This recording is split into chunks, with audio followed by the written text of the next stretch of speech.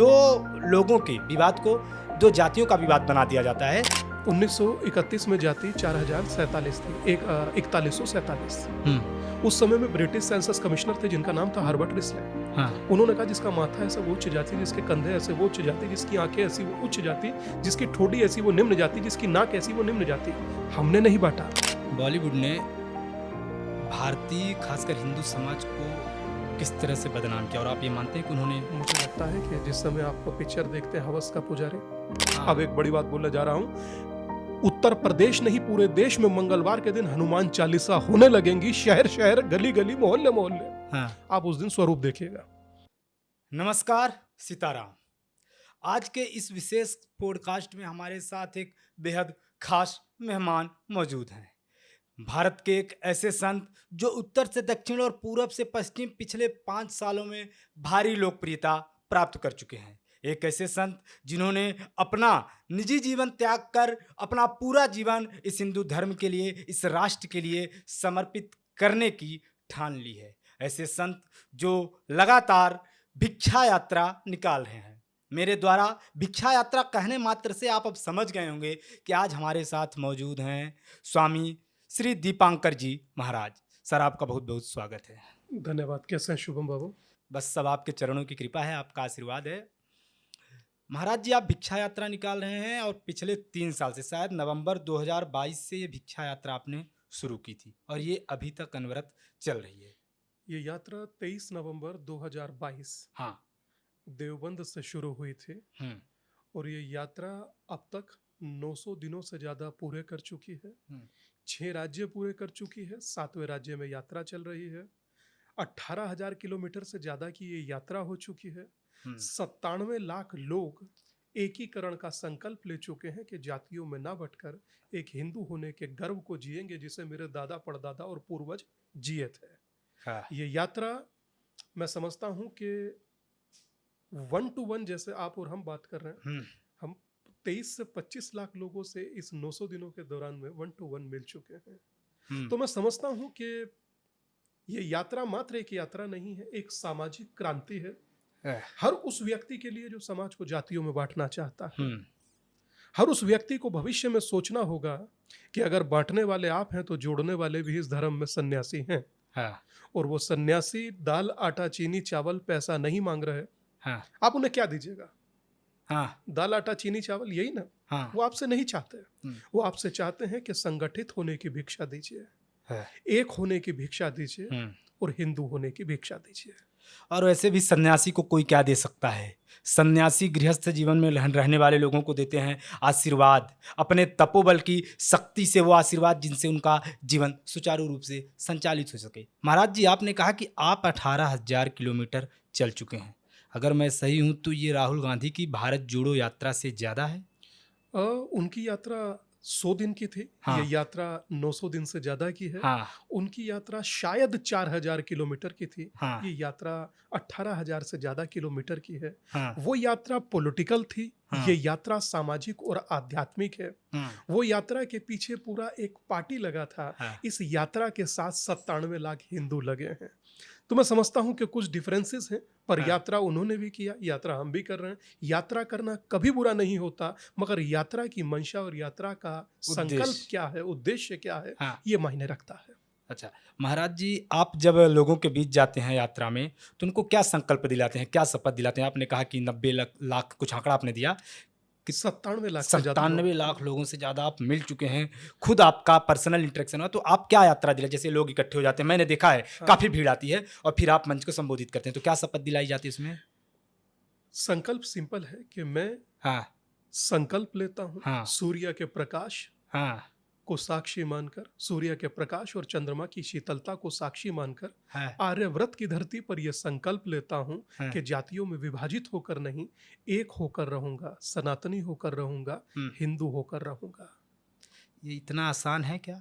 अब लगने लगा है, पहले नहीं लगता था। शुरू में आप जब शुरुआत किया था 23 नवंबर 2022 तो मात्र 60 लोग, 260 लोग थे। जब 4 मीनार यात्रा किया था तो 25-30 हजार लोग थे। अभी ये आपकी यात्रा, ये देखा जा रहा है कि जब बिहार में बांग्लादेश के बॉर्डर पर किशनगंज जाकर यात्रा किया था, हाँ, तो लोग हजारों में थे। वो मुस्लिम बाहुल्य एरिया, वो शायद हमें लगता है 70 और 30 का है वहाँ। फिर भी वहाँ पे हिंदू एकत्रित हो। हाँ, हिंदू को देखिए, जहाँ आप कम होते हैं वहाँ तो एकत्रित हो ही जाते हैं, और आपको आपका भय भी एकत्रित करता है कि आप एकत्रित नहीं होंगे तो नुकसान उठाएंगे। क्या ये नुकसान वर्तमान बांग्लादेश ने नहीं उठाया? बांग्लादेश की हालत तो बहुत खराब है। अभी एक महिला का आपने वीडियो देखा होगा। वो देखकर द्रवित हूँ।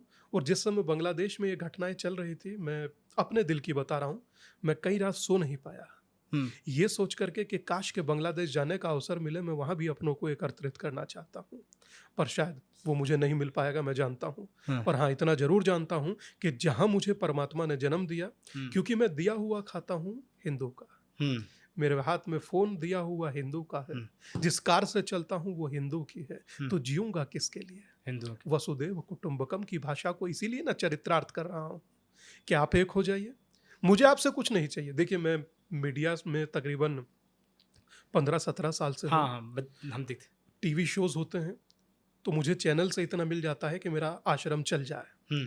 शुभम बाबू, शायद कोई एक व्यक्ति खड़ा होकर कहे कि मैंने स्वामी दीपांकर को 1 रुपया दिया, कोई एक व्यक्ति खड़ा हो। मैंने आज तक किसी से नहीं मांगा, आज तक किसी से नहीं मांगा। मुझे लगता है कि देने वाला परमात्मा है, मांगो उसी से जो दे खुशी से और ना कहे किसी से। क्या मांगना उसी से जो ना दे खुशी से और कह दे सभी से? तो मुझे लगता है वो महादेव ही हो सकता है। हाँ, वो ऊपर वाला। और अब तो सावन का महीना भी आने वाला है, उस पर भी हम आएंगे। महाराज जी, उत्तर भारत में तो आपकी ये यात्रा काफ़ी लोकप्रिय है, दक्षिण भारत में भी लोग जानते हैं, पर एक जैसे उत्तर भारत में आपने ये मूवमेंट चलाया, उत्तर भारत में आप राज्य राज्य जा रहे हैं, जिले जिले शहर शहर, तो क्या इस यात्रा को दक्षिण भारत भी ले जाने की प्लानिंग है आपकी अभी? इन फ्यूचर थोड़ा सा अभी चुनौतियाँ हैं। हाँ, सुरक्षा को लेकर तो मैं कोई ऐसा स्टेप नहीं लेना चाहता कि कल कोई व्यक्ति ऐसा ना हो, कोई करे ही नहीं। मैं नहीं चाहता कि किसी तरीके का, मैं चाहता हूँ अभी सीधा चलूँ, यात्रा को सही दिशा में चल रही है, चलते चलें। चुनौतियाँ बहुत होती हैं। भविष्य में दक्षिण में जाएंगे? नहीं, भविष्य में मैं समझता हूँ समूचे हिंदुस्तान में जाने की। अच्छा, ना कि सिर्फ दक्षिण, समूचा हिंदुस्तान। कश्मीर से कन्याकुमारी और अटक से कटक तक सब मेरा है, सब मेरे भारत सब हमारा है। तो अब हम जाना हमारा, अब जितना कट गया, अब एक भी हिस्सा नहीं कटने देंगे। हमें लगता है कटना भी नहीं चाहिए, और अगर जो कटा तो दिक्कत होगी। और आप हमेशा इस बात को देखिए, कटने का अर्थ तलवार चाकू छुरी या भाला नहीं होता। कटने का अर्थ अपनी जड़ों से भी होता है, अपनी संस्कृति से भी होता है, अपनी भाषा, अपनी मर्यादा, अपने संस्कार, अपने आहार, अपने व्यवहार से भी कटना ही होता है। आप कश्मीर में अपनी जड़ों से कटे, क्या स्थिति हुई? हालत बहुत खराब हो गई। कश्मीर पर भी आएंगे। महाराज जी, उत्तर भारत में लोकप्रिय हो गई है बहुत ज़्यादा यात्रा, और मुझे जिस तरह का आपको मैं टीवी डिबेट पर देखता हूँ, कई बार देखता हूँ कि आप एग्रेसिव हो जाते हैं, कई बार आप ईश्वर की जब बात आती है तो भावुक भी हो जाते हैं, तो धमकियाँ भी तो बहुत मिलती होंगी। वो भावुक होने वाला क्षण थोड़ा डिफरेंट है। हमारे पूज्य गुरुदेव, जिनकी उम्र 104 से 108 साल के लगभग थी, जो लास्ट अभी उन्होंने शरीर छोड़ा, उस समय जब राम मंदिर का फैसला आया था, जब 104-105 साल थी, तब उन्होंने कहा था कि डिबेट में जा रहे हो कि पूछना क्या मैं देख पाऊंगा। अब ये बात सुनने के बाद कौन ना भावुक हो जाए। अच्छा, तो राम मंदिर पर टीवी डिबेट थी और मैंने देखा था कि आपकी आंखों में आंसू आ गए थे राम मंदिर को लेकर, और आपने कहा था, कोई एक प्रवक्ता थे उधर से, मौलाना, उन्होंने कुछ कहा। संबित उसमें बीजेपी की तरफ से थे, एक मौलाना स्कॉलर के तौर पर बैठे, उन्होंने प्रभु पर सवाल उठा दिया। अतीकुर रहमान उनका नाम था। उन्होंने सचिन इस डिबेट को होस्ट कर रहे थे। जी न्यूज़ की डिबेट थी। तो उन्होंने ऐसा क्या बोल दिया था कि आपकी आंखों में आंसू? उन्होंने कहा कि हमारे भी बाबा ऐसे कहते होंगे, तो हमें थोड़ा अजीब लगा कि प्रभु राम को लेकर के किसी के विचार इतने संकुचित कैसे हो सकते हैं। वो राम जो आदिवासी, बनवासी, गिरवासी, मल्लाह सबको साथ लेकर चले, जिनके यात्रा में शायद मुझे लगता है कि मनुष्य ही नहीं, जीव जंतु गिलहरी तक अपना रोल निभा दे। उस आराध्य को, उस परमेश्वर को या उस रघुनाथ को कोई कैसे ऐसा बोल सकता है? तो भावुक होना स्वाभाविक है। भावुक के साथ एग्रेशन भी था। मैं ये पूछ रहा हूँ कि आपको धमकियाँ मिलती ही होंगी, तो सुरक्षा क्या उस तरह से मुहैया कराई गई है? इस पर मैं चाहूँगा शुभम बाबू कुछ चर्चा ना करें तो ज़्यादा बेहतर है। मेरा मानना विचार यही है, मेरा कर्तव्य है मैं अपने सनातन को संगठित करता रहूँ। जो संबंधित एजेंसीज हैं वो इस चीज़ के बारे में बीच बीच में वो अपना आकलन करती होंगी, मुझे नहीं पता, वो करती होंगी।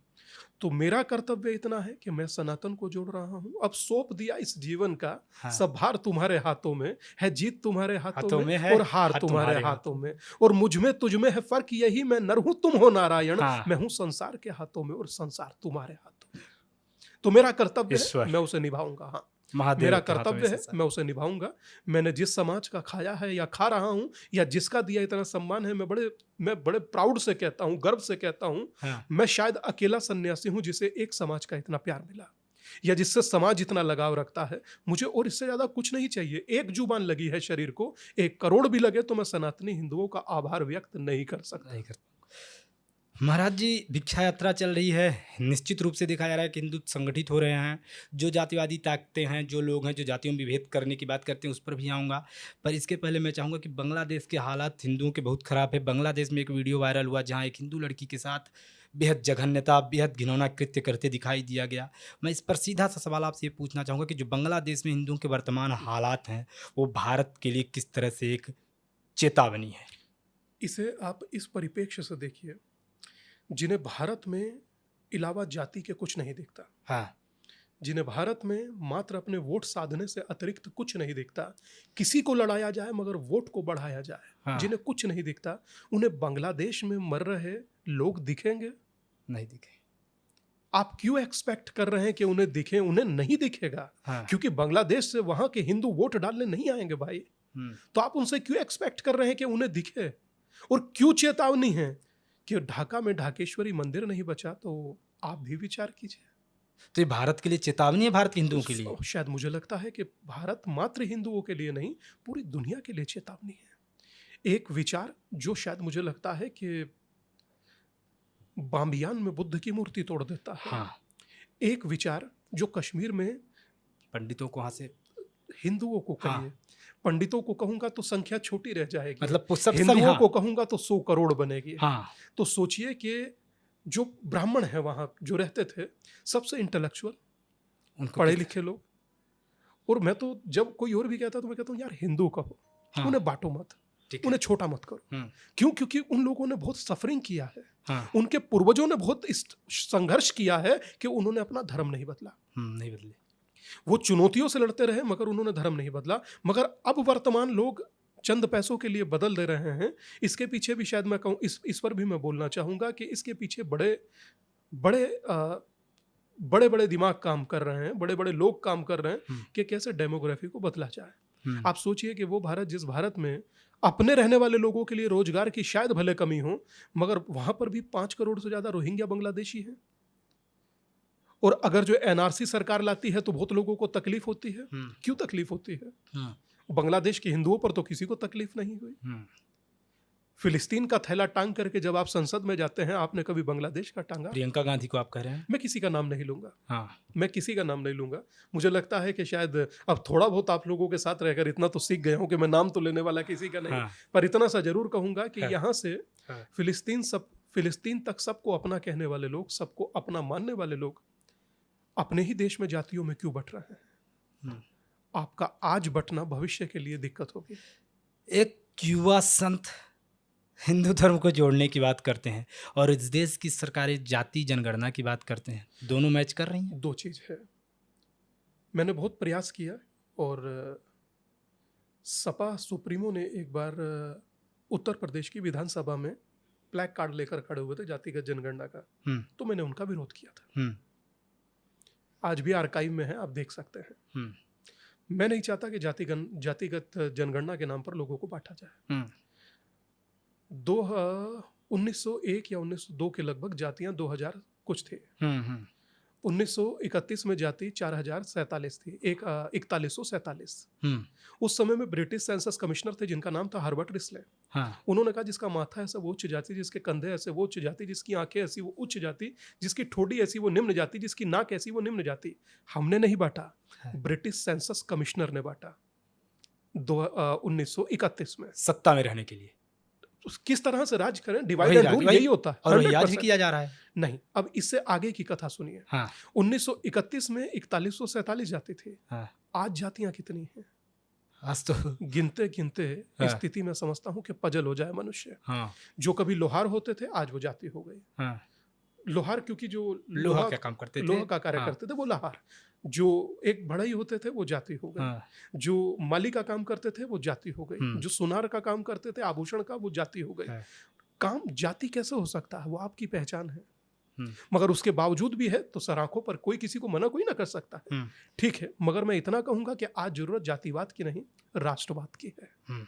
एकता में बंधे हुए उस सूत्र की है जो अटक से कटक तक सबको बांधे। अनेकता में एकता। अनेकता में एकता। और वो मात्र हिंदुओं में इस चीज की कमी है। हम्म। मैं बहुत चुनौती के साथ कह रहा हूं, ये सिर्फ कमी हिंदुओं में है, बाकी में जो जातियों में बटा हुआ है। बाकी आप नाम लीजिए, किसकी बात आप करना चाहते हैं? कोई जाति में नहीं बटा।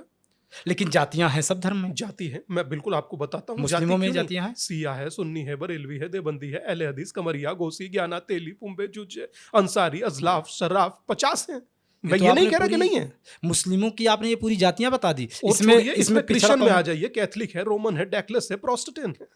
मैं छोड़ दीजिए, नहीं कह रहा हूं, मगर वो सब जब बात धर्म की होती है तो एक है। हाँ, धर्म के लिए एक है। और जब इसीलिए कहता हूं कि ब्राह्मण बनिया पंडित क्यों और आखिर हिंदू खंडित क्यों? हिंदू भी एक होना चाहिए। जब बात हिंदुत्व की हो, सनातन की हो, धर्म की हो, राष्ट्र की हो, तब एक होना किसी के पास 57 कंट्री है, किसी के पास 120, आपके पास एक है। कश्मीर से यहां से कहां जाओगे? चाहिए। नेपाल था तो अब नेपाल में हुई स्थिति। पर मुझे लग रहा है कि वहां पुनः लोग अपनी जड़ों की ओर लौट रहे हैं। नेपाल में अच्छे परिणाम, नेपाल में आप जैसे साधु संतों का भी प्रभाव है। भारत के परिणाम संतों को जल्द वहाँ आएंगे। सुनते हैं हिंदू वहाँ के। अच्छे परिणाम जल्द आएंगे, मेरी उम्मीद है। और क्योंकि उम्मीद पर दुनिया कायम है। नेपाल में हमारे कुछ मित्र हैं, वो आपको बहुत अच्छे से जानते हैं। मैं समझता हूं कि जिस देश का राजा खड़ा हो जाए अपनी प्रजा के लिए, हाँ, जो राज परिवार से कुछ लोग थे वो पुनः यात्रा वहां कर रहे हैं, हम्म। तो उनके लिए शुभकामनाएं। अगर समाज को जोड़ने का विषय अगर कहीं होगा तो जोड़ना चाहिए। और सब मुझसे कहते हैं, आज भी एक भाई ने ट्वीट किया, है। कोई मुस्लिम भाई थे, कि आप हमको क्यों अलग समझते हैं? है। मैंने कोई जवाब नहीं दिया, मगर आपके मंच से कह रहा हूं, मैं किसी को अलग समझता नहीं हूं। आप ऑलरेडी एक हैं। हाँ, आप ऑलरेडी एक हैं, क्रिश्चियन ऑलरेडी एक हैं। हम्म। बटा हुआ कौन है? हिंदू। जो बटा हुआ है उसे ना जोड़ूंगा भाई, हाँ, बात तो सही है आपकी। और मैं उसे जोड़ने का काम कर रहा हूं। जातियों पर ही थे तो महाराज जी एक बात बताइए, क्रिश्चियन धर्म है, एक ये झूठ फैला जाता है कि मतलब हमारे जो आदिवासी समाज के मासूम लोग हैं उनके धर्मांतरण करवाते हैं कि क्रिश्चियन धर्म में आ जाओगे तो आपको क्या नाम से इक्वलिटी मिलेगी। कई तरह के झूठ फैलाए जाते हैं। तो जहाँ तक मेरी जानकारी है, आप इसको क्लियर कर दीजिए, तो मुस्लिम और क्रिश्चियन धर्म में भी जातिवाद हिंदू धर्म से कहीं बहुत ज़्यादा है। नहीं, हमने तो आपको बताया ही अभी। हाँ, सारी जाति भी गिनवा दिया, बता भी दिया, और है इसमें कोई दो मत नहीं। और वहां पर तो मैं समझता हूँ कि जैसे हम लोगों में शमशान होते हैं, वो कब्रिस्तान भी अलग है, वो उसका अलग है, अलग अलग है, सुन्नी का अलग, बिल्कुल है। उसमें कहीं कोई दो मत नहीं है। मगर मैं जो कहना चाह रहा हूँ वो बड़ी वो बात धर्म के नाम पर एक हो जाते वो हैं। बड़ी बात है। बड़ी बात यह है कि आप जिस दिन धर्म के नाम पर संगठित होने लगेंगे, जिस दिन, अब एक बड़ी बात बोलने जा रहा हूं, उत्तर प्रदेश नहीं पूरे देश में मंगलवार के दिन हनुमान चालीसा होने लगेंगी, शहर शहर, गली गली, मोहल्ले मोहल्ले, आप उस दिन स्वरूप देखिएगा। और मैं आज आपके चैनल से यह आह्वान कर रहा हूं सभी सनातनी बंधुओं से कि जहां आप रहते हैं, चाहे आप बागपत रहते हैं, चाहे आप दिल्ली रहते हैं, चाहे आप यूपी में कहीं रहते हैं, मेरठ रहते हैं, बिजनौर रहते हैं, गढ़ रहते हैं, कहीं भी रहते हैं, गाजियाबाद रहते हैं, और मुझे नाम बोलते हुए बड़ा कष्ट होता है, गाजियाबाद, गजप्रस्थ में रहते हैं, सोनप्रस्थ में रहते हैं, तिलप्रस्थ में रहते हैं। सोनप्रस्थ तिलप्रस्थ क्या है? सोनीपत को सोनप्रस्थ कहते थे, इलाहाबाद को तिलप्रस्थ कहते थे, गजप्रस्थ गाजियाबाद को। हाँ, गाजियाबाद। तो इलाहाबाद का नाम तो प्रयागराज रख दिया गया है। हाँ। तो अब गाजियाबाद और सोनीपत का नाम चेंज करने की आप मांग करते हैं? मैं सिर्फ इतना कहना चाहता हूं कि जो इनकी आप अपना अगर जो आज नक्शे पर नाम ढूंढेंगे तो आपको ना तो गजप्रस्थ मिलेगा, ना तिलप्रस्थ मिलेगा, ना इंद्रप्रस्थ मिलेगा। क्यों नहीं मिलेगा? क्योंकि आपकी पहचान बदल दिया गया। तो इन्हें अगर पुरानी पहचान लौटाएंगे तो आपके आज भी कागजात हैं। कुछ लोगों को कागज दिखाना अच्छा नहीं लगता, मगर आपके कागज हैं। महाराज जी, तो आपको तो उत्तर प्रदेश के जो मुखिया हैं, समस्या में वो भी देखते हैं, तो कहिए ना खुलकर कि इन जिलों का नाम बदला जाए। मैं समझता हूँ कि सन्यासी से श्रेष्ठ राजा नहीं होता। हाँ, ऐसा रामायण में कहा गया है। हाँ। वो बहुत हर चीज को लेकर के मुखर, विद्वान और बुद्धिमान है। और मेरी अनंत शुभकामनाएं महाराज श्री के साथ है। अग्रज हैं, उनका इतना स्नेह है, बस मेरे लिए वही पर्याप्त है। और शायद वो हैं तो मैं ये यात्रा कर पा रहा हूँ। नहीं तो मुश्किल होती। आप मुश्किल की बात कर रहे हैं, मुझे ऐसा लग रहा है कि 900 दिन यात्रा को बीत गए। आपको क्या लगता है कि कोई 9 दिन भी करने देता? अच्छा मान लीजिए सपा की सरकार होती, फिर क्या होती, यात्रा हो फिर ये पाती? यात्रा शायद नहीं हो पाती। नहीं हो पाती। स्वाभाविक बात है, हम्म। नहीं हो पाती। आप सोचिए ना कि एक बड़े प्लेटफॉर्म से, हाँ। एक बड़े चैनल से, नाम नहीं लूंगा, एक व्यक्ति कह रहे थे कम्युनिस्ट पार्टी के, बोले कि जिस दिन हमारी सरकार आएगी आप जेल में होंगे। आपको? हाँ। हाँ हाँ। तो किस लिए जेल में होगे भाई, क्या अपराध कर दिया आपने? हिंदुओं को जोड़ना तो अपराध है ना भाई। हाँ। और हिंदुओं को बांटना खुशकिस्मती है, क्योंकि आज हिंदुओं को गाली देने वाला या हिंदुओं को अपमानित करने वाला या कावड़ यात्रा पर प्रश्न उठाने वाला या कुंभ पर प्रश्न उठाने वाला तो बहुत बड़ा देखा जाता है, मगर जो हिंदुओं को जोड़े उसे बहुत छोटा, निम्न, हिकारत की नजरों से देखा जाता है। अरे आप कैसे जोड़ सकते हो, क्यों जोड़ रहे हो, वो बटा हुआ है, जब तक तो हमारी दुकान चल रही है, आप जोड़ दोगे तो हमारी दुकान नहीं बंद हो जाएगी।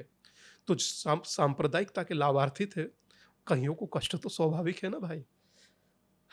बात कुल मिलाकर ये है कि भारत में हिंदुओं की जो बंटवारा हिंदुओं का किया जा रहा है, पहले अंग्रेजों ने किया, उसके बाद अब राजनीतिक दल राजनीति के लिए कर रहे हैं। ठीक है, मैं इस बात पर स्पष्ट कहूंगा कि राजनीति वो कैंची है जो काट देती है और बांट देती है, और वही हो रहा है।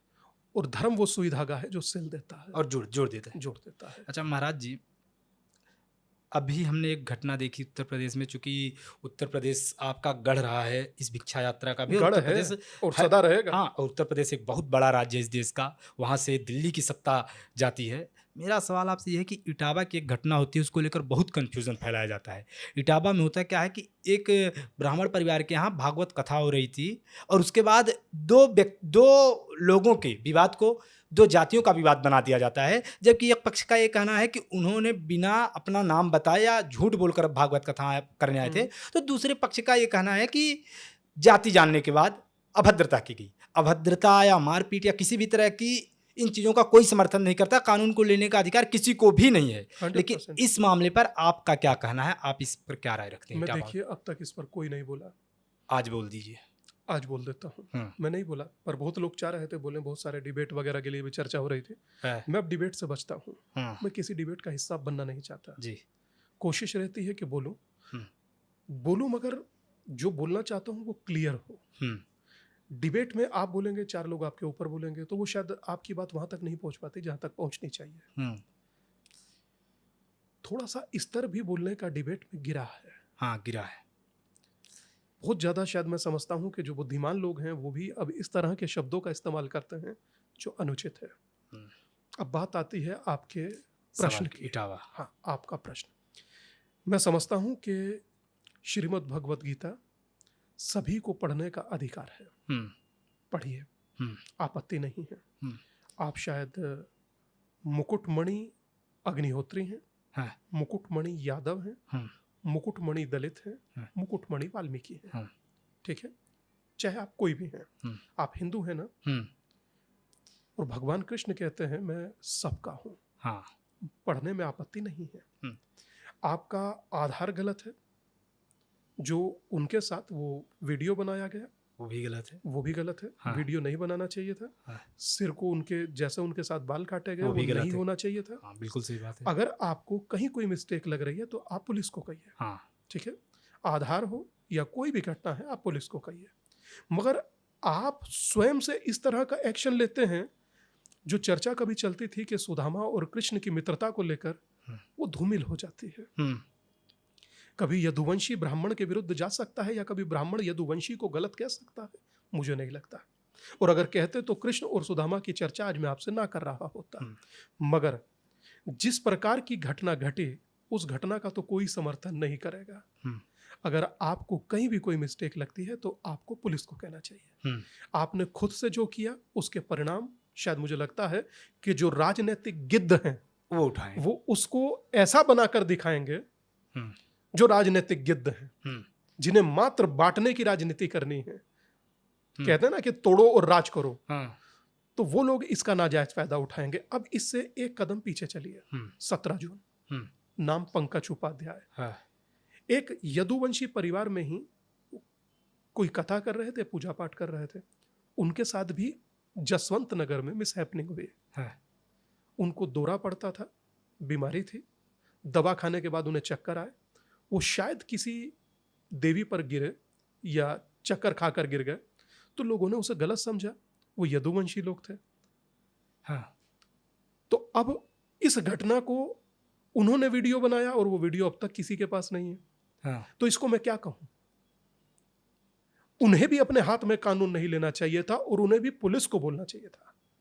जब जांच हुई तो पता लगा वो सच में व्यक्ति बीमार है। किसी ने वीडियो डाली नहीं, और ना अखिलेश जी वहां पे मिलने के लिए बुलाया, किसी ने सम्मान किया नहीं किया। और मैं समझ रहा हूं कि जो व्यक्ति गलत है, जो व्यक्ति दुखी है, जो व्यक्ति पीड़ित है, उसके साथ संवेदनाएं रखी जाती हैं, सम्मान नहीं। सम्मान जब चांद से लौट कर कोई आए तो उसका करिए। हाँ। जो व्यक्ति दुखी है उसके तो दुख में खड़े हुई है, आप उसके दुख को भी भुना रहे हैं राजनीतिक फायदा लेने के लिए। तो कुछ चीजों पर समाज के वरिष्ठ लोगों को, चाहे वो यदुवंशी हो और चाहे वो ब्राह्मण हो, और मैं समझता हूं कि हिंदू हैं, दोनों भाई मिलकर के बैठकर चर्चा करें और विचार को खत्म कर दें, किसी तीसरे गिद्ध को आने ना दें। और दूसरी बात, दो व्यक्तियों की या दो परिवारों की लड़ाई को पूरे समाज का नहीं बनाना चाहिए। और इसलिए नहीं बनाना चाहिए, क्यों? भाई हैं। हाँ। आपकी और मेरी चर्चा है, मैं बैठकर अभी खत्म कर दूंगा इसको, आप सुनकर खत्म करेंगे, आप कहेंगे, मैं सुनकर खत्म करूंगा। मगर इस तरह की चर्चा को दो समाज में विद्वेष फैलाने वाली बात हो और उसका नाजायज फायदा राजनीति उठाए, मैं समझता हूं कि इससे हम सबको बचना चाहिए। और यकीन मानिए, आपको लगता है कि एससी का जो हक है वो एसटी लेगा, एसटी का हक ओबीसी लेगा और ओबीसी का हक जनरल लेगा। आप लड़ते रहिए आपस में, आप सबका हक नेता खाएंगे। सही बात है, आप लड़ते रहिए। मैं एक उदाहरण समझाऊंगा कि जैसे देखिए, हम सब जानते हैं कि राम भक्तों पर गोली मुलायम सिंह यादव ने चलवाई थी। आज तक इसके लिए किसी एक व्यक्ति या कृत्य के लिए पूरे समाज को नहीं दोषी ठहराया जाता और न कहा जाता है, लेकिन व्यक्तिगत रूप से यह तो कहा जाता है कि राम भक्तों पर गोली चलवाना गलत था। देखिए, निसंदेह इसे कोई सही कह सकता है, इसे तो कोई कभी सही नहीं कह सकता कि किसी निहत्तेकार सेवकों पर इस तरीके का गोली चले। कोई भी इसको जायज नहीं ठहराएगा और ठहराना भी नहीं चाहिए। मगर मैं समझता हूं कि देखिए, लोहिया जी ने एक बात कही थी, जो समाजवादी लोग थे उनके लिए, संपत्ति और संतति से दूर रहे। संपत्ति अर्थात पैसा, संतति अर्थात परिवार। परिदृश्य वर्तमान आप सबके सामने है, किसी को कहने की जरूरत है। और दूसरे की संपत्ति आप देख रहे हैं कि कल एक बालक उभरा, वो गुची का चश्मा लगा रहा है, अंदर टेबल पैसे ले रहा है, शोभा नहीं देता। ये आप धीरेन्द्र शास्त्री जी के लिए कह रहे हैं क्या? मैं धीरेन्द्र बाबू के लिए। हाँ, अखिलेश जी का इस पर जवाब कि अखिलेश यादव जी ने धीरेन्द्र शास्त्री जी का नाम लेकर बोला कि वो कथाओं में पैसे ले रहे हैं, ऐसा करके। दो चीज है। हाँ, आप देखिए कि वो काम क्या कर रहे हैं। कथा में पैसे लेकर के कैंसर का हॉस्पिटल ना बनवा रहे हैं, कथा में पैसे लेकर गरीब कन्याओं का विवाह ना कर रहे हैं, पैसे लेकर भंडारा ना चला रहे हैं। 12.5 करोड़ लोगों को रोज भोजन कराता है धर्म, 12.5 करोड़। आप अपना देखिए ना, आप कहाँ खड़े हैं। मगर मैं समझता हूं कि राजनीति भी वक्त देखकर, राजनीति भी माहौल देखकर होती है। वो राजनीति करे, मुझे उससे कोई आपत्ति नहीं, मगर धर्म को इसमें ना जोड़े। अगर धर्म को इसमें जोड़ते हैं तो कष्ट होता है, और मुझे लगता है कि इससे बचना चाहिए हर राजनेता को। और अगर आप धर्म को जोड़िएगा तो फिर कल लोग आपको भी जोड़ेंगे और वो शोभा नहीं देगा। और उत्तर प्रदेश तो ऐसी धरती रही है जहां कल्याण सिंह जैसे मुख्यमंत्री ने राम मंदिर के लिए इस्तीफा दे दिया था। देखिए, अब वो भी तो लोधी समाज से थे, ओबीसी थे। मध्य प्रदेश के अंदर किसी लोधी समाज के व्यक्ति को ही किसी व्यक्ति द्वारा मल खिलाया गया। हाँ, अभी यादव समाज के वो सरपंच थे। ठीक है। हाँ, अब इसको क्या समझा जाए? अब क्या इसको पूरी दो जातियों की लड़ाई बना दे? फिर बात परिवार की है। जिसने गलती की वो दंडित होना चाहिए। हाँ, जिसने गलती की वो दंडित होनी चाहिए और कानून दंड देता है। मगर दुख यह है कि अब इंसान को कानून से डर लगता है, मगर पाप करते हुए नहीं डरता। कहता है कौन देख रहा है, मगर कहीं तो कोई तो देख रहा है। मुझे लगता है बचना चाहिए।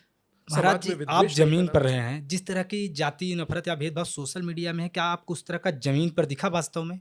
देखिए, सोशल मीडिया तो मैं समझता हूं कि बहुत अच्छा एक प्लेटफॉर्म है। हाँ, समाज तक अपनी बात पहुंचाने का, समाज को जोड़ने का, समाज को संगठित करने का, समाज को साथ लेकर चलने का, अपनी सूचना के आदान प्रदान का। बहुत अच्छा माध्यम है ये। मगर इसी सोशल मीडिया पर कुछ लोग ऐसे भी हैं जिन्हें आप प्लांटेड कह सकते हैं। हाँ, वो राजनीतिक दलों के आर्टिसियल हैं अपने-अपने। हाँ, आप उन्हें प्लांटेड कह सकते हैं। हाँ। और उनसे आप क्या उम्मीद करते हैं? हुँ। अच्छा सोचिए, एक चश्मा है गुच्ची का जिसके हाँ। बारे में चर्चा हुई। हाँ, चश्मा महंगा है, हाँ। पर ट्वीट 300 रुपए में करने वाला व्यक्ति 300 जोड़ इसी ले रहा है, चश्मा उसे भी वही लेना है। हाँ। ये बड़ी बात है। पर सोचिए, उसको दिखाई दे रहा है। मैं हाँ। समझता हूं कि इससे बचना चाहिए। आप भी लें, जो परमात्मा उसे व्यक्ति को दे रहा है वो भी जिए, मगर मुझे लगता है कि निम्न स्तर पर नहीं जाना चाहिए। और कम से कम आपके किए हुए कृत्य का भोग समाज करे, आपके कृत्य हुए किए हुए कुकृत्यों का हाँ। अगर जो समाज को भुगतान करना पड़े तो वो गलत है, उससे बचना चाहिए। आप देवबंद से आते हैं और शायद यात्रा भी आपने सहारनपुर से ही शुरू की थी। अगर मैं गलत नहीं हूँ तो, गलत होऊँगा तो उसको करेक्ट कर दीजिएगा। सहारनपुर में देवबंद है और ये कहा जाता है कि देवबंद में जो भारत का मोस्ट वांटेड आतंकी है, पाकिस्तान में शरण लिया हुआ है, वो आया हुआ था। इस बारे में 1994 की घटना है, अजहर मसूद की आप बात अजहर कर रहे मसूद, हाँ। हैं। एक रात वहां रहा था, ऐसा अखबार में भी छपा है। तो मुझे लगता है कि मगर जो पूज्य गुरुदेव थे उन्होंने देवबंद को केंद्र बनाया। हम्म। जो पूर्व सरसंघ चालक रहे हैं रज्जू भैया, उन्होंने कहा था कि कोई एक सन्यासी ऐसा हो जो पश्चिम में आंख में आंख डालकर बात करे। और वो सन्यासी स्वामी दीपांकर जी, वो सन्यासी पूज्य गुरुदेव थे। अब उनकी हाँ, चरण पादुका का सफाई करने का जिम्मा हमारा है, तो हम वहाँ झाड़ू लगाते रहते हैं। हाँ। अब आप कुछ भी कहिए, लेकिन ये बात तो तय है कि उत्तर प्रदेश के पश्चिम में एक सामान्य से परिवार से निकल कर, और फिर अब तो आपने संन्यास धारण कर लिया, कोई सन्यासी देश भर में अभी तो मुझे इतना लोकप्रिय नहीं दिख रहे हैं वर्तमान समय में। अरे नहीं, ऐसा मत कहिए, बहुत लोग नहीं नहीं, मैं इस चीज़ को क्लियर। और दूसरी चीज़, दूसरी बड़ी बात इसमें मैं आपसे ये भी जानना चाहूँगा कि मैं हालांकि तब भले छोटा था, लेकिन लोग पढ़ते थे और हम लोग बचपन से पढ़ने को लेकर उत्सुक रहे। 2013-14 में मैं कॉलेज में था, फर्स्ट ईयर कर रहा था इंजीनियरिंग में। तब साधु संत इतना निकलते नहीं थे या बोलने में कोई डर था, तब इतने नहीं दिखाई दी, वो इतना मुखर होकर नहीं बोलते थे जितना आज बोल रहे हैं। आज सनातन धर्म की रक्षा की बात कर रहे हैं। ऐसा क्या परिवर्तन आ गया? ऐसे हालात मैंने उस समय में नहीं देखे जिस समय या तो गोरक्षा आंदोलन करपात्रे जी का था 1966 में। उसके बाद से कोई ऐसा घटनाक्रम हुआ नहीं जिस पर मन इतना व्यथित हो जाए। तकरीबन 2012 की बात है, जिस समय आप फर्स्ट ईयर कर रहे थे। 14 उस समय मैं अपने पूज्य गुरुदेव को लेकर के जगत गुरु आश्रम कनखल जा रहा था। राजराजेश्वर जी वहाँ पर शंकराचार्य हैं, पूज्य गुरुदेव हैं, और पूज्य सरसंघ चालक भी वहाँ पर मोहन राव भागवत जी वहाँ थे। तो एक प्रोग्राम के खत्म होने के बाद बाबा और पूज्य सरसंघ चालक जी एक कक्ष में वार्ता किए, और उसके बाद जब वो वापस आ रहे थे तो थोड़े से भावुक थे। उन्हें सुना, उनसे पूछने की हिम्मत तो कभी नहीं हुई, मगर उन्होंने मुस्कुराकर कहा कि जातियों में बटा हुआ हिंदू, जातियों में विभक्त समाज अपने लिए नुकसानदायी होता है। तो हमने कहा आप क्या चाहते हैं? बोले इन्हें एक कैसे किया जाए। तो ये विचार उनका था। 23 नवंबर 2022 में उन्हीं की समाधि पर बैठा था स्वामी ब्रह्मानंद जी, उन्हीं की समाधि पर बैठा था। तब मन में ये विचार आया कि बाबा ने कहा था कि अगर कोई जातियों को, बटी हुई जातियों को जोड़े या समाज को संगठित करे तो वो समाज बहुत मजबूत हो जाता है, अपराजय हो जाता है। तो उन्होंने कहा, मुझे दिमाग में आ गया, मुझे लगा करना चाहिए। स्वामी ब्रह्मानंद जी आपसे, आप दीक्षित गुरु हैं या आध्यात्मिक गुरु? दीक्षित गुरु, आध्यात्मिक दीक्षित दोनों ही मान लिया जाए। मुझे एक साधारण से व्यक्ति को, बालक को स्वामी दीपांकर बनाने वाला अगर कोई सन्यासी है तो उसका नाम स्वामी ब्रह्मानंद सरस्वती है। बोलने की कला सिखाने वाला अगर कोई सन्यासी है तो वो स्वामी ब्रह्मानंद सरस्वती है। अगर एक साधारण से बालक को विचार बनाने वाला कोई सन्यासी है तो वो स्वामी ब्रह्मानंद सरस्वती है। 10 तारीख की गुरु पूर्णिमा आने वाली है। लोग उस दिन अपने गुरु की शरण में जाते हैं। मैं उस दिन उन्हें बहुत मिस करूंगा कि मेरा एक तार होती है ना ट्रांसफार्मर से लगी हुई, तार तो है, ट्रांसफार्मर नहीं दिख रहा। फर्क इतना है कि पहले मैं उन्हें देख लेता था, अब सिर्फ वो मुझे देख रहे होंगे, चाहे जहां से देख रहे होंगे, मगर वो इतनी प्रसन्नता जरूर रख रहे होंगे कि मेरे कहे हर वाक्य को पूरा करने की कोशिश कर रहा है जितनी इसमें क्षमता है।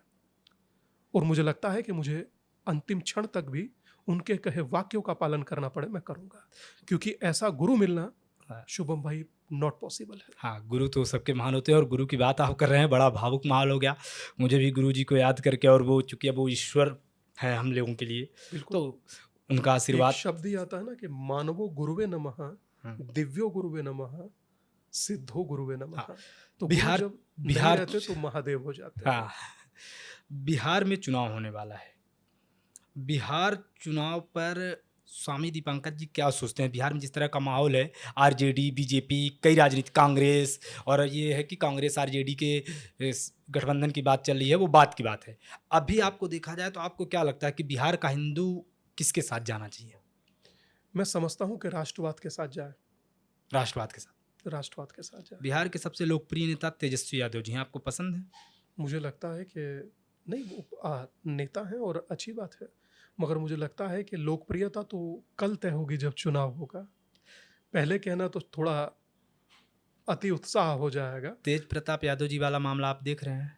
मैंने देखा है, मगर मैं उस पर कुछ कहने से बचता हूँ। परिवार का विषय है, परिवार के विषय पर कहने का मुझे लगता है मुझे कोई अधिकार नहीं, मीडिया को भी कोई अधिकार नहीं। हालांकि वो अपने अपने लिए या अपनी खबर के लिए वो कुछ भी कहें, मुझे लगता है कि वो उनका विचार है। लेकिन इसमें ये बताइए महाराज जी, मीडिया कैसे गलत? तेज प्रताप यादव जी का मामला कोर्ट में चल रहा है एक लड़की के साथ, इसी बीच एक दूसरी लड़की की इंटरव्यू हो जाती है। तेज प्रताप यादव खुद फेसबुक में डालते हैं और अभी एक महिला पत्रकार के साथ इंटरव्यू में उन्होंने कहा कि वो फेसबुक पोस्ट उन्होंने की थी। तो जो दूसरी लड़की है उसका ये कहना है कि फिर मेरा जीवन क्यों बर्बाद किया गया। तो ये तो इथिकली, आध्यात्मिक, ग्रंथ पुराण किसी भी के अनुसार गलत है ना, कि किसी लड़की के साथ आपने शादी की, फिर उसे छोड़ दिया, तलाक का मामला चल रहा, आपको किसी और से प्यार हो गया। अगर कहूँ तो उस लड़की के लिए भी अनजस्टिस होगा अगर उसकी विवेचना हम करें, वो भी तब जब देश में संविधान भी है, कानून भी है। हाँ। और वो कानून है जो सभी को न्याय राइट देता टू इक्वलिटी देता है। हम्म, तो मुझे लगता है कि कुछ चीज़ें कानून पर छोड़नी चाहिए, कुछ चीज़ें परिवार की हैं, परिवार पर छोड़े, और बाकी कुछ चीज़ें महादेव पर छोड़िए। और समझते हैं ना कि कुछ चीज़ों का अच्छा न्याय वही करते हैं। हम लोग बोलेंगे वो न्याय संगत चाहे भले ही ना हो, तर्क संगत हो, मगर न्याय संगत जब वो करेगा तो कहते हैं ना कि पान सुपारी बेल का पत्ता, तीनों लोग उसी की सत्ता, और जग में केवल वही टिका है जिसके भीतर शिवा है। तो मुझे लगता है कुछ महादेव पर छोड़ देना चाहिए। मुस्लिम कट्टरता पर आप अक्सर बोलते हैं, मदरसों को लेकर आपका क्या मानना है? क्या मदरसों से कट्टरता सिखाई जाती है? क्योंकि यूपी सरकार को हमने देखा है कि मदरसों पर उन्होंने कार्रवाई तो नहीं कहा, पर कठोरता दिखाई है कि मदरसों को उन्होंने ठीक करने की ठानी कि वहाँ अच्छी शिक्षा दी जाए और इस तरह की। तो आप क्या ये मानते हैं कि मदरसों पे कट्टरता सिखाई जाती है? देश संविधान से चलता है, किसी धार्मिक ग्रंथ या शरिया से नहीं। तो जो कानून के अंडर आता है वो नैतिक और नैतिक कार्रवाई होनी चाहिए। अगर कुछ गलत है तो सरकार को एक्शन लेना चाहिए। हेमंता सरकार ने लिया है, बहुत सारी चीज़ें बदली हैं। मैं समझता हूँ कि इसी तरह की चीज़ें उत्तर प्रदेश में भी हो रही हैं, मगर इसी तरह की चीज़ें हरियाणा में भी होना चाहिए। इसी तरह का न्याय का पालन, या आप गुरुकुल को लेकर के जितने विचार रखते हैं, आप अन्य लोगों को भी लेकर विचार रखें। मध्य प्रदेश में भी होना चाहिए, गुजरात में भी होना चाहिए। देश तो सब, कानून तो सबके लिए बराबर है ना, और देश में कानून तो एक ही है। एक जगह दो कानून कैसे चल सकते हैं? हिंदू मंदिरों को सरकारी नियंत्रण से मुक्त किया जाना चाहिए। 100%, इसमें तो कोई इफ एंड बट है ही नहीं। कर देना चाहिए, 100% कर देना चाहिए। और एक जो सनातन बोर्ड की मांग उठती है, मैं देखिए वो उस पर मैं कुछ कहने से बचूंगा। मुझे लगता है बचना चाहिए, क्योंकि जो विषय राजनीतिक हो जाए उस पर थोड़ा सा दूरी बना लेना मुझे लगता है उचित है। और मैं उसके बारे में बहुत सारी चीज़ें जानता नहीं, क्योंकि अपनी यात्रा से फुर्सत नहीं मिलती शुभम बाबू, तो उस पर कुछ भी बोल पाऊँ। थोड़ा सा समझूंगा तो प्रयास करूंगा, जरूर बोलूंगा, मगर अगर सनातन को जोड़ने की बात है तो जरूर होना चाहिए। एक सच्चे साधक के गुण क्या होते हैं? किसी की बुराई ना करे, अपने में रहे। हाँ, किसी की बुराई ना करे, किसी की बुराई ना करे, अपने में रहे, अपनी साधना में रहे, मानव मात्रता के कल्याण के लिए विचार करे। और वो वही कर सकता है जो वसुदैव कुटुंबकम की भाषा को चरित्रार्थ करता है, जो दुनिया को परिवार मानता है, पूरी दुनिया को बाजार नहीं मानता। बॉलीवुड ने भारतीय खासकर हिंदू समाज को किस तरह से बदनाम किया, और आप ये मानते हैं कि उन्होंने? मुझे लगता है कि जिस समय आप पिक्चर देखते हैं हवस का पुजारी, हाँ, तो एक बार बोला था में जाता होगा कि धीरेन्द्र शास्त्री जी ने कहा था कि हवस का पुजारी होता है तो हवस का मौलाना क्यों नहीं हो सकता? इनकी हैसियत नहीं है, पाँव कांपने लगेगा। नहीं बनाएंगे, कभी नहीं बनाएंगे। बोनवीटा भी पी ले तो बोल नहीं पाएंगे, इतना डर हो सकता है डॉक्टर बुलाना पड़े। डर की क्या स्थिति आपके सामने है, बताइए। तक कब बना है और कब बनेगा? मैं आज लिख कर देता हूँ, कभी नहीं। ये सिर्फ आपके लिए हो सकता है, क्योंकि टेकन फॉर ग्रांटेड लिया जाता है। तो इसलिए एक होता ना कि सहिष्णु रहिए, चुप रहिए, शांत रहिए, सेक्युलर रहिए। मैं तो हैरत में हूँ, इस देश को धर्म निरपेक्ष बता रहे हैं, जो देश धर्म सापेक्ष है। भारत धर्म निरपेक्ष नहीं हो सकता, धर्म सापेक्ष हो सकता है।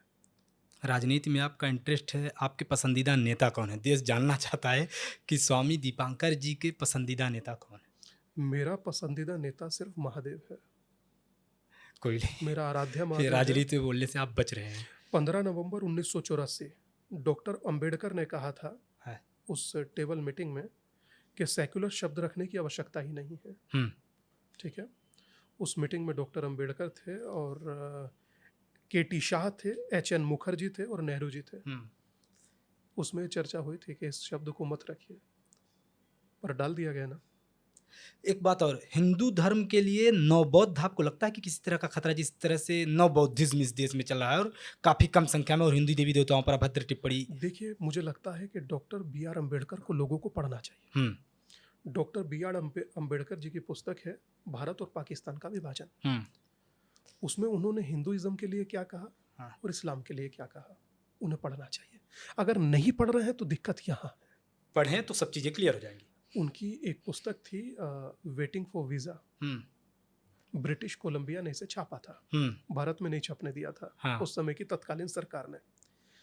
उसमें उन्होंने कहा कि मैं एक यात्रा में था जिसमें मैंने कुएं से पानी पिया, तो वहां से कुछ मुस्लिम लोगों ने आकर मुझे डांटा, लड़े, अपशब्द कहे। मुझे लग रहा था जैसे मुझे आहत कर सकते हैं। पर शायद मैं समझता हूँ कि शायद ये पुस्तक बहुत कम लोगों ने पढ़ी होगी।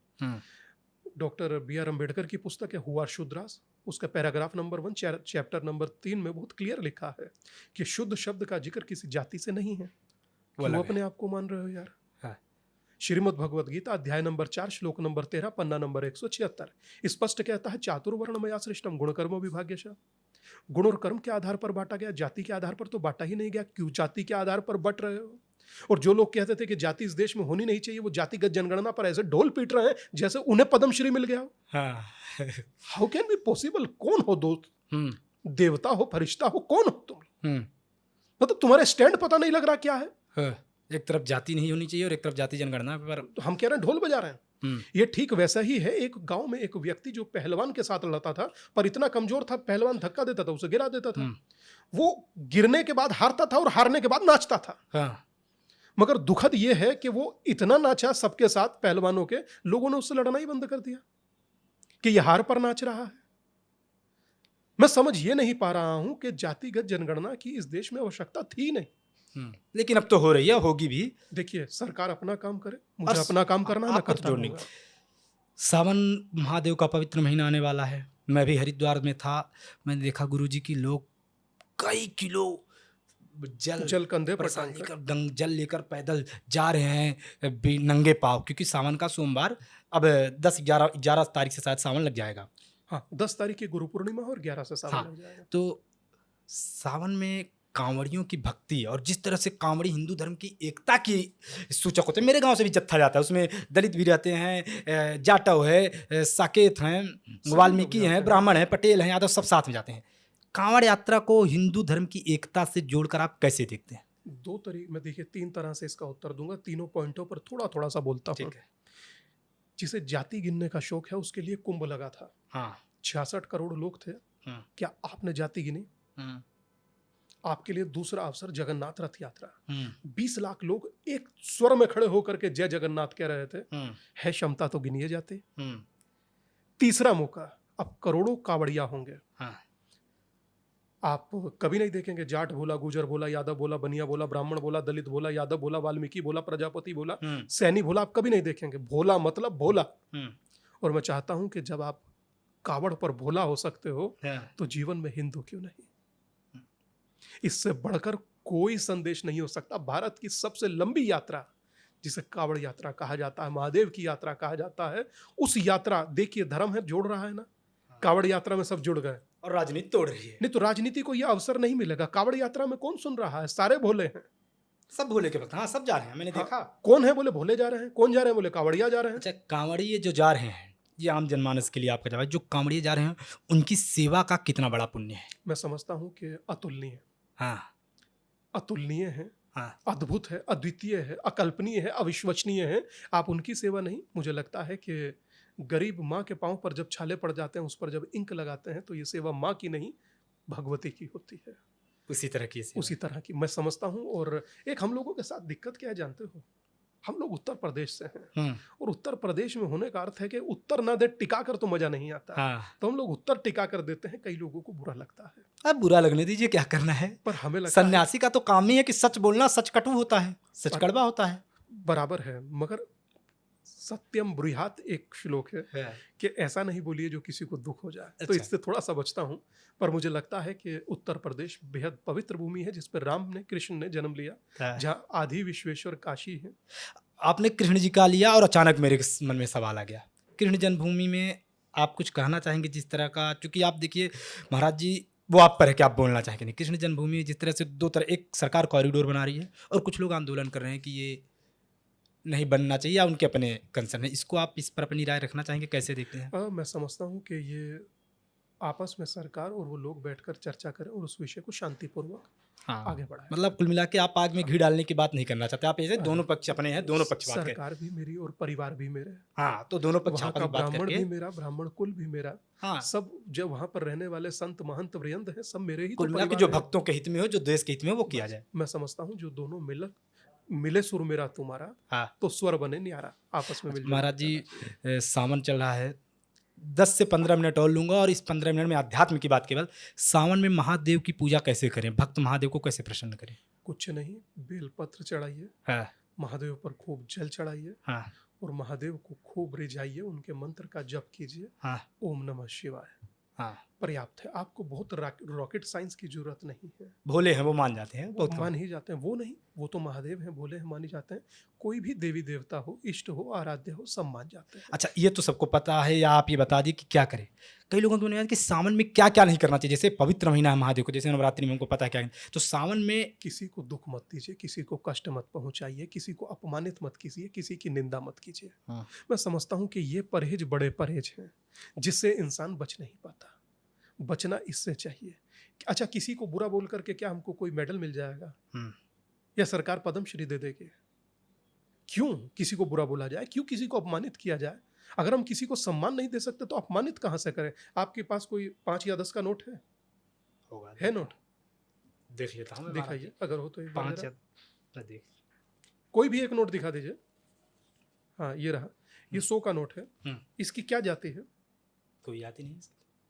अब सोचिए कि इसको आप किसी को दे दीजिए, हाँ, सारे लोग लेंगे इसको, हाँ, ले लेंगे, कोई भी ले लेगा, तुरंत लेगा। हाँ। इसकी क्योंकि कोई जाति नहीं है। जब आर्थिक तौर पर आप जातिवाद से पीछे हट गए, आर्थिक तौर पर तो कोई जातिवाद नहीं, तो फिर सामाजिक तौर पर क्यों यार?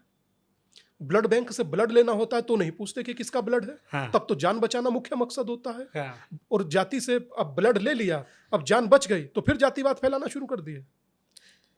इतना आपको हिंदू होना होगा, आपके पास कोई सेकंड ऑप्शन नहीं है, कोई विकल्प नहीं है। ठीक है, मैं समझ रहा हूं कि जिस प्रकार की स्थिति वर्तमान प्रयाग में हुआ, क्या यह जरूरी था? एक लड़की अपने घर से चलते चलते हटा दी जाती है दलित परिवार की। संत रविदास जी की अनुयायी कहां पहुंचती है? स्टेशन पर कोई और लेने पहुंचता है, वहां पर उसे कोई और महिला वो लेकर केरल जाती है। केरल में उसका धर्म परिवर्तन किया जाता है, और उसको वो बनाने की क्यों? उस पर कोई दलित चिंतक क्यों नहीं बोलता? चंद्रशेखर रावण चुप है, क्यों नहीं बोलता? क्या वो परिवार की बेटी नहीं है? उसके विषय में भी बोलिए ना भाई। परिवार परिवार होता है। यहां पर दिल्ली के अंदर एक पत्थरों से उस लड़की को कुचल देता है, आप कुछ नहीं बोलते? साक्षी थी शायद उस लड़की का नाम। क्यों? क्योंकि मारने वाला एक मजहब विशेष का है। अरे गलत गलत है भाई। कानून कोई मजहब देखकर बनता है क्या, या अपराध देखकर बनता है? गलत को तो गलत बोलिए। जो लोग किसी के साथ अपमानित करें, चाहे सर के बाल उतार कर, वो भी गलत। कोई किसी को आतंकी बनाए, वो भी गलत। मगर फिर एक बार समझ लीजिए, सिलेक्टिव नहीं होना चाहिए। सिलेक्टिव नहीं होना चाहिए। इतना समझ लीजिए कि मेरी नजर में आप कल भी मेरे भाई थे, आप आज भी मेरे भाई हैं, और आप भविष्य में भी मेरे भाई रहेंगे। आप चाहे भले ही आज किसी गैर के साथ खड़े होकर मुझे बुरा बोल लीजिए, मगर मैं आपको कभी बुरा नहीं बोलूँगा। लोगों ने आपको टीवी डिबेटों में बोलते सुना, कई इंटरव्यूज़ में बोलते सुना। अब कई जो आपके अनुयायी हैं, आपके समर्थक हैं, उनसे मैं जब बात करता हूँ तो बोलते हैं कि उनकी इच्छा है कि महाराज जी एक बार संसद में खड़े होकर बोलें। ये मत कहिए दादा, आप ऐसी बात कहते हैं, जो प्यार करने वाले लोग कुछ राजनीतिक हैं वो भी दूर भाग जाएंगे। ऐसा प्लीज मत कहिए। मेरी कोई इच्छा कोई किसी- राजनीति नहीं, मेरी- लेकिन हिंदू संत अगर मुस्लिम स्कॉलर कर सकते हैं राजनीति, मुस्लिमों के नाम पर राजनीति हो सकती है, मुस्लिम के नाम पर वोट बैंक माना जा सकता है, तो एक हिंदू संत जो 3 साल से हिंदू को एक करने वाली की बात कर रहा है, तो अगर उसके कुछ समर्थक ये बात कर देते हैं कि महाराज जी को तो सदन में होना चाहिए, तो इसमें इतना डरने की क्या बात है? ये इतना परेशान होने की क्या बात है? मैं अच्छा चलिए ठीक है, आप कहते हो तो मैं कुछ नहीं बोलता, पर इतना सा जरूर कहूंगा कि कुछ चीजें आपके हाथ में ही नहीं होती। हाँ, आपको महादेव ने जो काम दिया आप उसे आप पूरी वो निष्ठा करिए। से कर रहे हैं, ठीक है। और आगे महादेव क्या चाहते हैं वो वो- मुझे भी नहीं पता और आपको भी नहीं जो पता। करवाना होगा करवा लेंगे। मगर मैं इतना सा जरूर कहूंगा, क्योंकि ना तो मेरे हाथ में कुछ है और ना किसी इंसान के हाथ में कुछ होता है। करने वाला सुप्रीम वही है। इसीलिए आपने मेरे से पूछा कि कौन आपका नेता है, तो मैंने आपको बताया मेरा प्रिय नेता कौन है, महादेव है। महादेव है, और सदा वही रहेंगे। इंसान को उन्होंने कर्तव्य सौंपा है, आप अपने कर्तव्य का निर्वाह करें। देश के यशस्वी प्रधानमंत्री अपने कर्तव्य का निर्वाह कर रहे हैं, स्वामी दीपांकर अपने कर्तव्य का निर्वाह कर रहा है, हाँ। सीएम अपने कर्तव्य का निर्वाह कर रहे हैं, और हर आदमी शुभम बाबू अपने कर्तव्य का निर्वाह कर रहे हैं। जो तो महादेव ने जो सबको सौंपा है। आज मुझे देखकर खुशी होती है कि बहुत सारे नौजवान सन्यासी या कथावाचक यात्रा कर रहे हैं हिंदुओं को जोड़ने की, सनातन को जोड़ने की। मेरी प्रसन्नता का इससे बड़ा विषय नहीं हो सकता। महाराज जी, हर मुद्दे पर आप बोलते हैं देश में पाश्चात्य संस्कृति बहुत हावी हो रही है। मैं चाहूँगा कि इस पर प्रेमानंद जी महाराज की कई वीडियोज पढ़े हैं, वो भी बोलते हैं, आप भी बोलेंगे तो एक अच्छा संदेश जाएगा। एक देश में कल्चर बढ़ रहा है कि लड़के और लड़कियाँ, मैं दोनों को स्पष्ट बोलना चाहता हूँ, युवा किसी के साथ रिलेशनशिप में रहेंगे, 3-3 4-4 गर्लफ्रेंड बॉयफ्रेंड, इसको सामान्य बना दिया गया है, और फिर ब्रेकअप के बाद शादी किसी और के साथ। क्या ये हमारे धर्म संस्कृति के हिसाब से सही है? देखिए, दो चीज है, आप अपने प्रति और उसके प्रति ईमानदार रहिए। जिसे आप अपना मानते हैं कम से कम उसके प्रति ईमानदार रहिए। अगर आपके भीतर ईमानदारी नहीं है, या आपके भीतर सत्यता नहीं है, पवित्रता नहीं है, आपसे आगे होने वाले काम शुभ होंगे या कैसे होंगे ये तय आप कीजिए। मगर मैं इतना जरूर कहूँगा कि कुछ मर्यादा हमेशा रहनी चाहिए। कम से कम कहीं तो आपके भीतर संस्कार रहने चाहिए। भारतीय संस्कृति सनातन। एक बड़ी रोचक बात कही थी भगवान कृष्ण की श्रीमद् भगवद गीता में, स्वाधर्मे निधनम श्रेयः परधर्मो भयावह। अपने धर्म में जीना भी सम्मान है, परंतु दूसरे का धर्म भयभीत करता है। किसी को देखकर आप कभी उससे मंत्र मुक्त मत होइए। आप अपने में रहिए, किसी से प्रभावित होने की जरूरत नहीं। जो आपके सामने खड़ा वो भी एक इंसान है। हाँ ठीक है, आज आप ताकतवर हो सकते हैं, हम कल भी आपके साथ थे, हम आज भी आपके साथ हैं, कल ताकतवर नहीं होंगे तब भी आपके साथ होंगे। युवाओं के लिए अगर आप कोई मंत्र बताना चाहिए कि जो उन्हें रोज जप करना चाहिए? मुझे लगता है कि युवाओं को श्रीमद् भगवद गीता जरूर पढ़नी चाहिए। रोजाना है। एक अध्याय अपने माता या पिता को पढ़कर सुनाइए, और अगर दोनों के पास टाइम नहीं है तो महादेव को सुनाइए, भगवान योगेश्वर को सुनाइए। अगर आप प्रतिदिन पढ़कर ये सुनाते हैं, जैसे मनुस्मृति का जिक्र होता है, हाँ मनुस्मृति, हाँ इतना जिक्र होता है कि पूछिए नहीं। प्रवक्ताओं का पसंदीदा शब्द है मनुवाद। हाँ, ठीक है, पसंदीदा शब्द है। क्या है मनुवाद?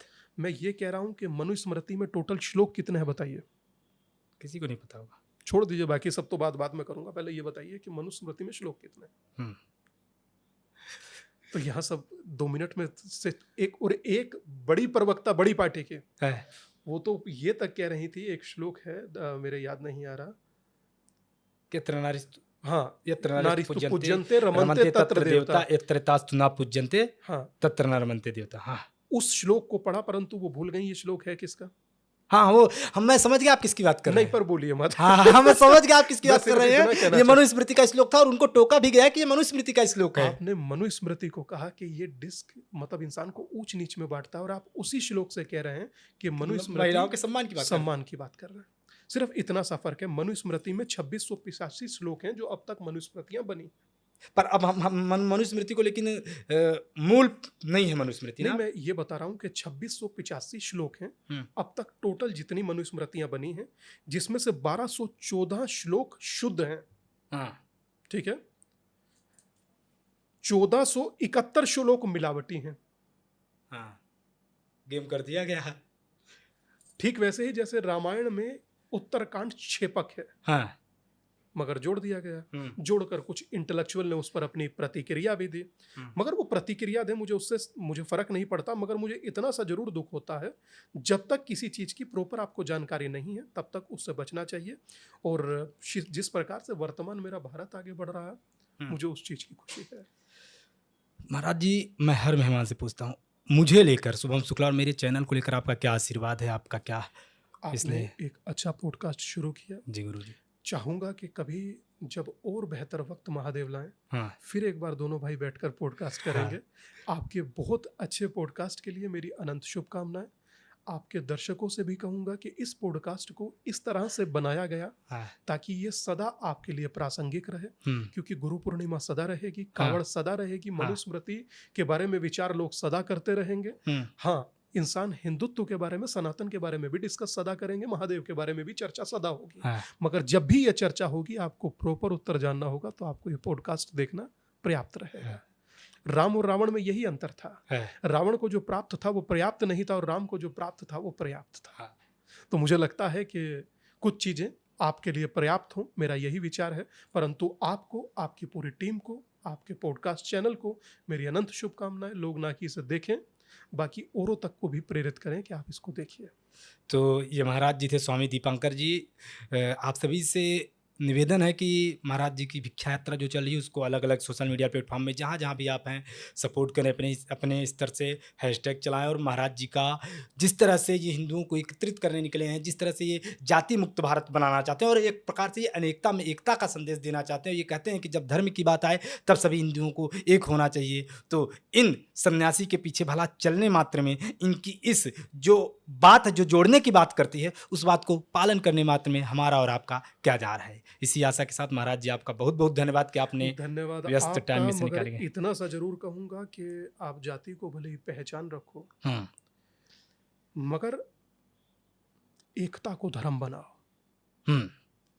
ये वक्त मैं से हम बनने का है, एक होने का है, क्योंकि मुझे नहीं लगता कि इसके बाद परमात्मा शायद आपको कभी कोई मौका दे, क्योंकि शायद एक आपका धर्म है जिसे आप सनातन कहते हैं।